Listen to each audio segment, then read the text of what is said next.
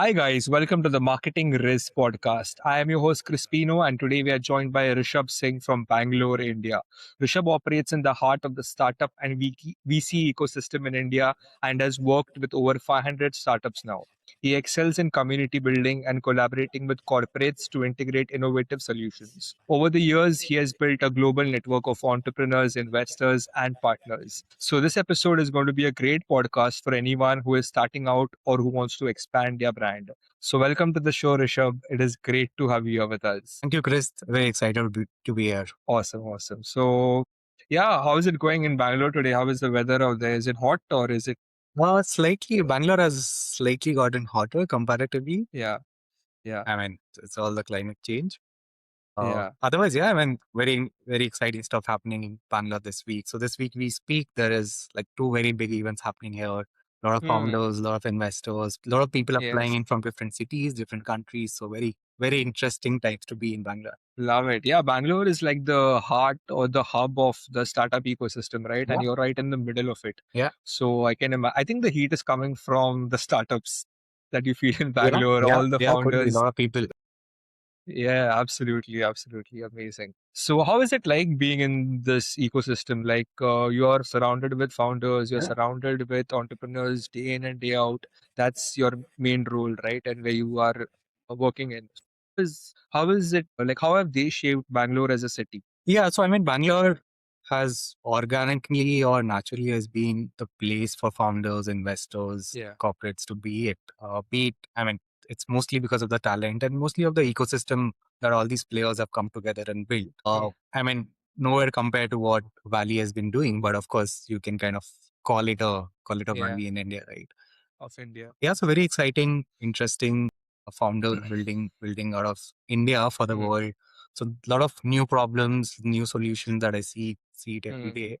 And yeah. over the last couple of years, things have also changed very rapidly. So last couple of years back, people were building in SaaS and there was whole noise, and now Mm, everybody is trying to pivot on AI. So people are figuring mm, out what is the next big thing to kind of bet yeah. on or to kind of look Mm, upon into AI.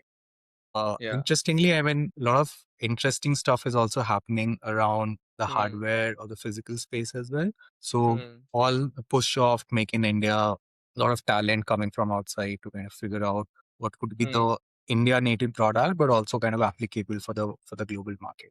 And now, how long have you been doing this for?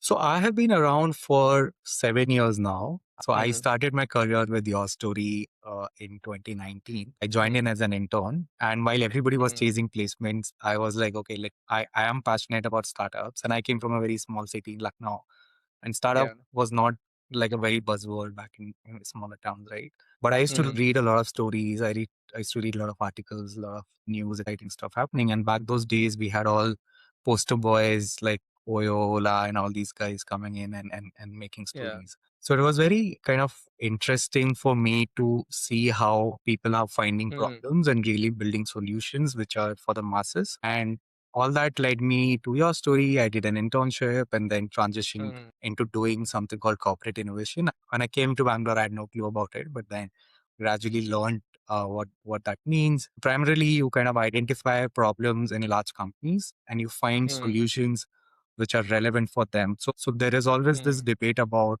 build versus buy. So you build mm, things internally or you buy it from external world. So and in mm, this scenario, because we're talking about innovation, it's mostly the startups who are mm, building it. So my role mm, was to kind of bridge the gap between the the entrepreneurs, people who are really mm, building solutions relevant for these large companies, and on the large companies, understanding internally within with different business units on what is the next hot topic or next hot area for them to look in and where they could collaborate with startups to work on. Yeah, and That's and I had a couple of years working with VCs, so I was very yeah. curious about that side of the table. So yeah, so that's how the journey has been. That's interesting, yeah. And I think we've come a long way. 7 years back, how the startup ecosystem was, it wasn't very famous, as you said, not even in Bombay or even in Bangalore. It was there, Yeah, but not as much. But now we have celebrity founders. yeah, A lot of them have been making noise and they're kind of looked at as celebrities now. They are not. just businessmen, but they Yeah. have a presence on LinkedIn or on Twitter or on Shark Tank, and people kind of look up to them. So we've come a long way. How have you seen? You worked with over 500 startups now. Yeah. So how have you seen the industry evolve from when you got started to now? Yeah. Yeah. So I would probably break that down into three phases. We had a phase where there was this whole IT boom before in Hmm. the early 2000s, right? And the mid of 2000s. This is where all the large companies got set up and we had all IT kind of booming around. The second phase where we saw companies from the West or ideas from the West coming in and kind of taking over the Hmm. market. Right? So that's where these companies, the food delivery or the rate hailing or whatever, right? I mean, these companies kind of Hmm. got famous. Now there's a phase where we are seeing that because India has so much of talent and luckily we have all the resources in terms of be it the government's kind of Hmm. supporting it, be it the large Yeah. companies, be it the large players also looking at India very closely. This whole Hmm. narrative or the third phase that we are into where companies are being built out of Hmm. India for the problems which are faced Hmm. globally. So Hmm. interestingly, people are also coming from Valley or people are coming from outside India to Hmm. outside the I mean in India to kind of closely work with the talent, identify problems which are India. And India has and too many problems, right? I mean, every year we pass on, there are problems to be solved. Hmm. And yeah, I mean that's the new era that we are living in. And with all the support in terms of technical Hmm. infrastructure also which is getting building, I think Hmm. it's very exciting time for entrepreneurs to be at. How is the support from the government? You spoke about the government supporting I the think startups, right? yeah. So Yeah. last couple of years with this current government, I would say there is whole bunch of schemes that has been announced. Hmm. Now, one side of the story is that there's a lot of schemes, but if you speak to a lot of founders, they have not been able to access those schemes, right? Hmm. So that's where the incubators or the accelerators or all these bodies who are kind of bridging those gaps, their job is to make Hmm. sure that there is awareness and there is accessibility in some sense to those Hmm. funds. So no doubt, I Hmm. mean, there has been a lot of support system built Hmm. by the government, be it for the Hmm. startups, be it for the VC Hmm. funds, right? I mean, interestingly, there is a fund of fund which got announced a couple of months back, which is primarily Hmm. a mandate now that a VC fund has to take money from government and invest that into startups, right? Subjective to the areas or the sectors that government has been pushing them to invest into. What do you see? How do you see, or what do you see as the role of an incubator or an accelerator in the startup ecosystem? Like, how do you Yeah. look at that, and how important it is for a startup to get such kind of Yeah. exposure? Yeah, so that's a very interesting one, right? So the whole, if you look at the whole ecosystem, there are different stakeholders in this. From a very start of the day, if you have an idea, just an idea on a paper, you could walk into any incubator and they are supposed to be helping you convert that Hmm. idea into a product or a solution. And then the same incubator and our accelerator would also have different sort of programs to mature that into different phases Hmm. or life cycle of that particular startup. Hmm. So I think there are many of them in India, many of incubators, accelerators supported by government, supported by corporates. I think the way they function has to be a little more outcome oriented. Right now, it's more process oriented as we speak. Hmm. And more founders I see, the ex founders or the founders have exited. Now they are going Hmm. back to those incubators, accelerators, giving back to the society. Right? So they are going Hmm. back and contributing in a way which is very good to see and very kind of meaningful and valuable as well for the founders for the first time or Hmm. for the founders going through the programs of these accelerators incubators. That's lovely. I think also from the perspective of contacts and network, Yeah, for sure. these. I mean, the whole value chain is that you have incubators, accelerators, and then these guys are the one who should also converge very Hmm. closely with VCs or with people who are funding, or it could be Hmm. equity, non-equity kind of funding, right? So they Hmm. are your main channel or main source to Hmm. kind of tap into startup communities or startup world. Hmm. So I mean, that's another thing that a lot of these incubators, accelerators are now trying to build is a very strong network and a strong community where you're just not Hmm. getting. So one part of it is you're building interesting stuff, but one part Hmm. of it is you will get funded, but you need to show some traction to your product, and that requires a Hmm. lot of handholding. That requires a lot of introductions, opening Hmm. up doors which the founders would be able to do on his own. So Hmm. incubator or an accelerator, the main job also becomes to make sure that you're visible, you're connected Hmm. strongly within Hmm. this ecosystem, the wide range of Hmm. ecosystem, which can help you get more access to your founders to get customers or to get potential investors as well. It's interesting. Yeah, I think that plays a huge role in kind of Yeah, uh, laying the platform or the yeah, runway for a brand to take off, right? How do you see, suppose that you are an situation like a founder is into operations 1 year, they're making about 1 CR per annum. Should the founder look for funding or should they go bootstrapped? What is yeah. your opinion on this situation? And when should a founder look for external funding? Yeah. No, that's again a very interesting one. So there are kind of different contexts to this. So if a founder who is building a product which Mm, is very generic, mm, which can easily be made by somebody else, I mean, it's just that you mm, got into the right time and maybe you had the network to get to mm, that 1 crore or 2 crore or 3 crore revenue. But the product isn't very exciting for the mm, investors, right? Because any mm, investors would look at multipliers, mm, and one is multipliers, second is also see some sort of moat in the product. So if something which of is course. really applicable, I mean really replicable and somebody can really kind Replicable. of commit, not very exciting. And I Mm, wouldn't suggest for any founder to kind of go and raise institutional kind of round, right? I mean, there are of course mm, the different kind of supports from, it could be government schemes, it could be grants, it mm, could be kind of, if you have a good balance sheet, there are non-equity kind of options as well that you can explore. mm, When to raise fund is when you feel that your product is really kind of solid in terms of, one, has a very solid moat. Second, there is mm, a scale to it. So when I say scale, anybody who's putting 1 million or whatever $2 million or be it $500,000 is looking at mm, multiplying that number.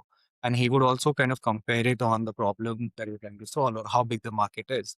Is the market ready to adopt? A lot of places I've seen, with a lot of founders I've seen, they're ahead in the game. So mm, for them, there is a lot of patient capital required. So they would not mm, make money in 5 years or 6 years or 7 years of time. And biotech is a mm, very classic example of that. They go through a different life cycle of taking approvals, doing clinical research, and what. And I mean, there's different regulatories and stuff like that. mm, But again, I mean, if when it comes to commercialization, that's where the scale is massive, right? I mean, they're just not looking at India, but they're looking at the world. So scale, mm, when you see that there is a scale of of the problem that you're solving, and you mm, have a good traction to prove, you don't even have to chase investors. Right? I mean, there are a bunch of people who will come in and be interested in mm. investing in you. What if, and I'm just thinking from a different perspective, do you really even need the funding? Suppose you're making good amount Yeah, I of mean, money. yeah. Again, so if your startup is, Hmm, let's say, clothing brand or a hmm, B2C, or something which is hmm, non AI or non tech, because hmm, you also need fund. So you need hmm, funding because you need infrastructure, you need people, you need hmm, talent, stuff like that, right? hmm, And for some of the examples that I gave, you might not need that much of talent, right? You might need a very small team and you can yeah, easily turn around a decent amount hmm, of revenue. So in that kind of context, you can easily be bootstrapped, take hmm, sort of strategic funding as well, right? So for example, a lot of founders that I've worked in the past, they are building something which they need some support in terms of, I mean, just take example of contract manufacturing. So if I'm building a food hmm, product, I don't have a manufacturing setup. But then there is somebody bigger who has a manufacturing setup. But I have access to hmm, customers which these guys might not have. And I am building a product which they have not even thought about. Like there is some sort of yeah, innovation in the product. I go yeah, to these bigger guys, I tell them that, hey, invest a bit of money and also, I give you the orders to contract manufacture the product that I'm building. So different avenues in different contexts. Yeah, I mean, you might not even need funding. I mean, there are a lot of companies which are not, yeah, which doesn't even come in the news. They're silently building their bootstrap. Maybe just yeah, solo founder. They don't even have 2 or 3 founders, yeah, and they are content, right? I mean, that's another thing. So, do yeah, you really want to scale your company to $100 million, $50 million, and whatever? I mean, that's why you need yeah, a lot of capital to be pushed in. If you are content absolutely. with what you're building, you are you're just happy with it, and you don't need, because everything comes with a, I mean, Hmm, he comes with certain uh, sort of pressure in terms of you reporting every yes, month back to the investor. absolutely. And there's a lot of expectation in terms of returning back Yeah. capital. reporting Yeah. every time. You need to make certain decisions which you might not be able to make on your own if Mm. you have somebody in the cap table. What do you see some of the common mistakes that founders make when scaling their organizations? Yeah, so I think India, in context of Indian founders, I've seen they're very good at identifying problems, second, solving that Mm. problem. But articulation is where the whole sort of Mm. game flips, right? I mean, you might build and these days building has become very easier. You Yeah. can use different tools, different infrastructure to build Yeah. products in a week or days of time. How do you kind of distribute it? The Mm. distribution is not these people even think from day one. So they are Mm. very excited about the problem and they kind of go into solving it. And Yeah. in a lot of cases, the problem might just be your or maybe five people problem. Mm. It's not a problem for the masses. And when you're building a Mm. company, you need to build something which is for the masses. Yeah. So too much kind of excitement around building, but less, I think they lose the sight on how would they kind of distribute it, how would Yeah. they get product market fit or get to Yeah. that stage. And that's where the whole frustration comes in. If you Mm. don't have much customers, much paying customers, Mm. and you don't have a pipeline of Mm. larger order bills and things like that, Mm. then it's very difficult for somebody to come in and put in money. Like I think you say that because I've seen it's like a circle. yeah, Clients are chasing high paying customers for which you need marketing and branding, but now they don't have the money to invest in that marketing and yeah, branding to get the high paid customers. So it's like a yeah, circle, but you need to kind of take that leap of faith or kind of brand yourself. In India, there's this famous saying, "Jo dikta hai, wo bikta hai." yeah. So without dikta hai, bikega nahi. Yeah. Yeah. Yeah. I mean, that's again, you have to figure out your ways to market your product. And if there is a demand for it, if there is a need for it, there is organic kind of flow which comes in. Hmm. So, and if you look at very interesting examples, you will not see them spending or going all way in and hiring 100 people and 200 people and putting a Hmm. budget aside for different stuff. So again, different context, different scenario to answer. So, what are some of the traits that you've seen in the entrepreneurs who have been successful? Do you see Yeah. any kind of a pattern Yeah. in their behavior Yeah. or any Yeah. common traits? Yes. So one is, see, I spoke about product market fit. There is Mm. also the founder fit, right? So Mm. everything, one is idea, but second is who is executing that idea, who is making that live, right? So the Mm. whole obsession with solving an idea, the whole obsession with showing the vanity metrics that, hey, this is gonna Mm. be 5 crore or 10 crore business or 100 crore Mm. business. And third trait that I see is, the storytelling, which really lacks in India. Mm. So the good, or at least the deep tech founders that I see or interact with, Yeah. you will end up spending 2 hours with them and not know that Mm. what they are building. So, Mm. so they really need a lot of help in articulation of what they're trying to build, what they're trying to solve. Mm. So good Yeah. founders who are also good speakers, good Mm. narrators, that's a very good trait to have. I think also thinking sort of long term and be coachable, right? And that's another, if you Mm. come to a point where you feel that as a founder, you're very smart enough and you don't need Mm. partnerships, you don't need suggestions or advice. I mean, there is too much noise as well. So you have to cut through the noise and be smart enough, Mm. but also have 5 trusted people on your board or whatever. I mean, the people you want to choose as Mm. your team member, or you're a little flexible and open enough to Mm. listen to them and not be very rigid in saying that, hey, I know everything. Yeah. So yeah, so I mean, again, I mean, that kind of gives you and makes you more approachable in a way. Second, Mm. also makes you sort of open things which you might not even seen it. And there's a lot of scenarios where people and founders get blindsided, right? I mean, because you're so Mm. obsessed with your idea and so obsessed with building. One is that you lose sight uh of what could be the potential of this. Second, you also Mm. lose sight of the network or the access that you would get it if you're open enough to go in the market and act and Yeah. interact with. It's, I think, very important, Rishabh, you touched on network. I think when you're growing a startup, especially network and your connections is a game changer for you. Through that, you get a lot of referrals, a lot of clients, and yeah, I think that's a game changer, right? I'm sure you must have seen that as well.